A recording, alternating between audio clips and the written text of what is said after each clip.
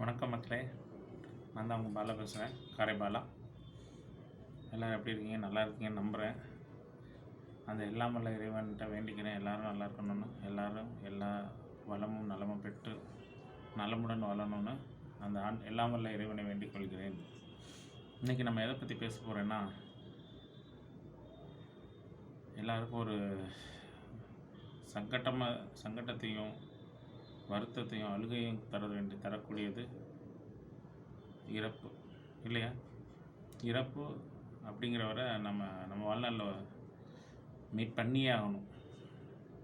நாம் மட்டும் இல்லை, இந்த உலகத்தில் உள்ள ஜீவராசிகள் எல்லாரும் மீட் பண்ண வேண்டிய ஒரே ஆள் இறப்பு, இல்லையா? அவரை மீட் பண்ணியே ஆகணும். சில பேர் 10 வயசுலையோ, சில பேர் 20 வயசுலையோ, சில பேர் 30 வயசுலையோ, சில பேர் 100 வயசுலையோ, பட் அவரை மீட் பண்ணியே ஆக வேண்டிய ஒரே ஆள் இறப்பு, இல்லையா? இறப்பை மீட் பண்ணாமல் யாருமே இருக்க முடியாது. அது ஒரு இயற்கையோட நியதி. நம்ம எப்படி பிறந்தோமோ அப்படி இறக்கும்போது யாரும் நம்மளை அனுப்ப போகிறதில்லை, இல்லையா? அது பெரிய ஒரு தாங்க முடியாத இழப்பாக இருக்கும் எல்லாருக்கும். இதை எப்படி சொல்கிறதுனா, சில அந்த இறப்பு வீட்டுக்கு போயிட்டு நாம் அவங்க கண்ணீரை துடைக்கிறோமோ இல்லையோ, அவங்களுக்கு அது என்ன சொல்கிறது,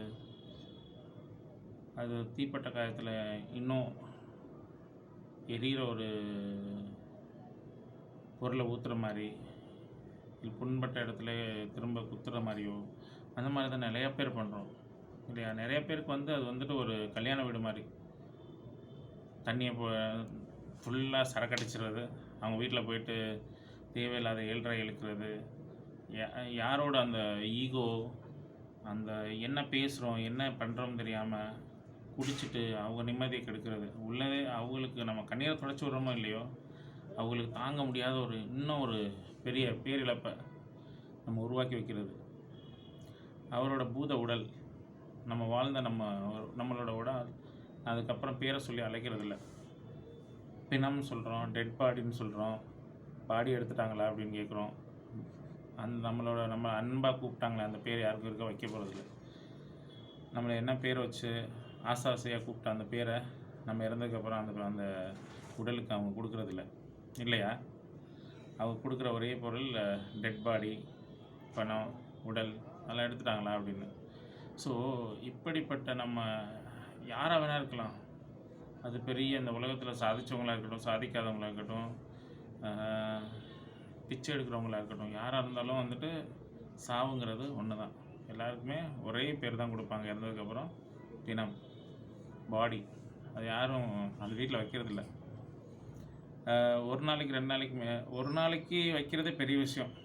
அதுக்கு அந்த ஐஸ் வச்சு அந்த பாக்ஸில் வச்சு அதுக்கப்புறம் நம்ம ஸ்மெல் எடுத்துரும். நம்ம யூஸ் பண்ண பொருட்களை வேணால் வீட்டுக்குள்ளே வைப்பாங்க. தங்கமோ வெள்ளியோ பித்தாலையோ, அது நம்ம போட்டிருந்த செருப்போ, விலை உயர்ந்த செருப்போ, இல்லை உயர்ந்த நம்ம ஆடைகளையோ, இல்லை விலை உயர்ந்த பொருட்களையோ வீட்டுக்குள்ளே வைப்பாங்களே, நம்மளை வைக்கிறதில்ல. நம்ம கஷ்டப்பட்டு வாங்கின பொருட்களை மட்டும்தான் வைப்பாங்க. ஸோ ஏன் இதை நான் சொல்ல வரேன்னா, ஸோ நம்ம அவ்வளோ கஷ்டப்பட்டு வாழ்ந்து நிம்மதியாக கண்ணை மூடிட்டு, அதுக்கு தான் ரெஸ்ட் இன் பீஸ் அப்படின்னு சொல்லுவாங்க. இனிமையாவது போய் சொர்க்கத்துலையாவது போய் அமைதியாக எந்த தொல்லையும் இல்லாமல் நிம்மதியாக வாழுங்க அப்படின்னு நம்ம அனுப்புகிறது, இல்லையா? ஸோ அப்படிப்பட்ட ஒரு இடத்துல அவங்க இறப்புங்கிறது யாராலையும் தாங்கிக்க முடியாத ஒன்று. அவங்களோட உறவுகளுக்கு தான் தெரியும் அதோட வலி என்னன்னு, மற்றவர்களுக்கு தெரியப்படுறது. மற்றவர்களுக்கு அது ஒரு திருவிழா மாதிரி ஆயிடுது. நிறைய பேர் போய், எல்லாரையும் நான் சொல்ல வரல, எல்லோரும் நம்ம அந்த மாதிரி தமிழர்கள்னால் அது என்ன சொல்கிறது, வந்தாரை வாழ வைக்கும் தமிழகம் அப்படின்னு சொல்லுவாங்க. அது உறவுகளும் அப்படி தான். யாரும் இறக்கணுன்னு, அது என்ன எதிரி கூட அந்த நிலைமை வரக்கூடாது அப்படின்னு சொல்லுவாங்க. யாரையும் சாகணும்னு நினைக்க மாட்டாங்க. எல்லோரும் சந்தோஷமாக நல்லபடியாக இருக்கணும், எல்லோரும் சுகமோடு இருக்கணும். ஏன்னா பேச்சுக்கு வேணால் சொல்லுவாங்க, அவன் சாகணும் இவன் சாகணும், அழிஞ்சு போயிடணும், 8க்கு 16க்கு எல்லாம் சொல்லுவாங்க. சில பேர் பில்லி சூனியம் எல்லாம் வைக்கிறாங்க. பட் உண்மை என்னென்னா, யாரெல்லாம் தாங்கிக்க முடியாது. இறப்பு, நம்ம இறந்துட்டோம் அப்படின்னா திரும்ப அவங்கள பார்க்க போகிறதே இல்லை, அவ்வளோதான். நம்ம வாழ்ந்த வாழ்க்கையோ இல்லை எல்லாமே அவ்வளோதான், ஒரு கனவு மாதிரி முடிஞ்சு போயிடும். நம்மளை திரும்ப நம்மள்ட்ட பேச முடியாது, நம்ம என்ன நினச்சோன்னு சொல்ல முடியாது. ஸோ அப்படிப்பட்ட ஒரு வாழ்க்கையை வாழ்ந்துட்டு திரும்பி வர முடியாத நிலைமை தான் இறப்பு, இல்லையா? அந்த இறப்பு அவருக்கு மரியாதை கொடுத்து, மரியாதையோடு அவரை கடைசி அவரோட மரியாதைகள் என்ன, கடைசி மரியாதை செய்ய வேண்டியதெல்லாம் கரெக்டாக செஞ்சு அவரை அடக்கம் செஞ்சு அவரோட உடலுக்கு மரியாதை செய்கிறது தான் ஒரு மனுஷனாக பிறக்கிறது.